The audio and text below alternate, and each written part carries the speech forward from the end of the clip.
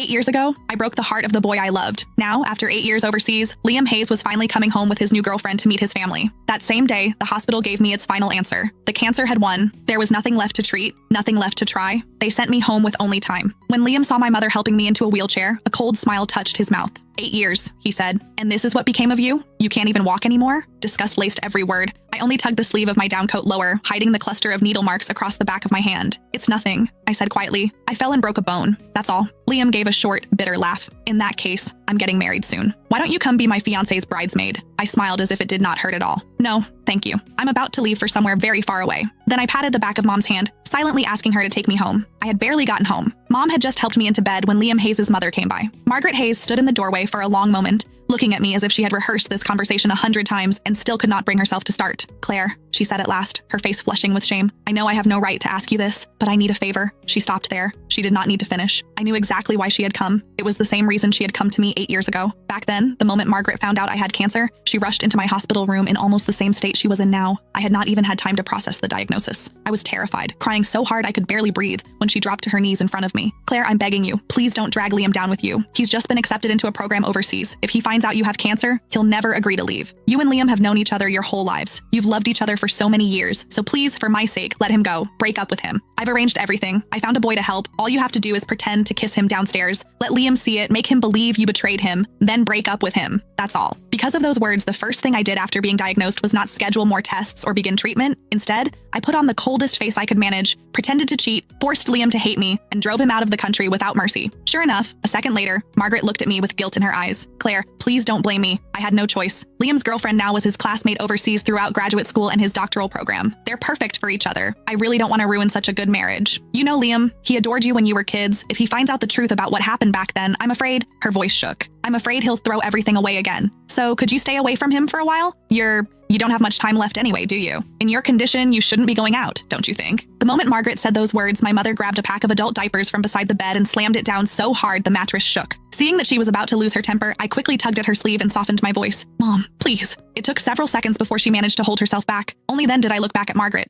I can promise I won't tell Liam what happened 8 years ago, I said calmly. But I can't promise I won't see him. No, I could not promise that, because during all 8 years of surgeries, chemo, and hospital ceilings, there had never been a day when I stopped missing Liam. When chemotherapy became too much to bear, I would clutch the old photo of Liam and me until my fingers cramped. Some nights, that picture was the only thing that kept me from giving up. I went through more surgeries than I could count. Some minor, some so dangerous Mom signed the consent forms with shaking hands. More than once, I was rushed into the ICU and almost did not wake up again. Every time, Mom stood beside my bed and shouted herself hoarse. Claire, have you forgotten? You said you were going to survive. You said you'd get better, go overseas and explain everything to Liam yourself.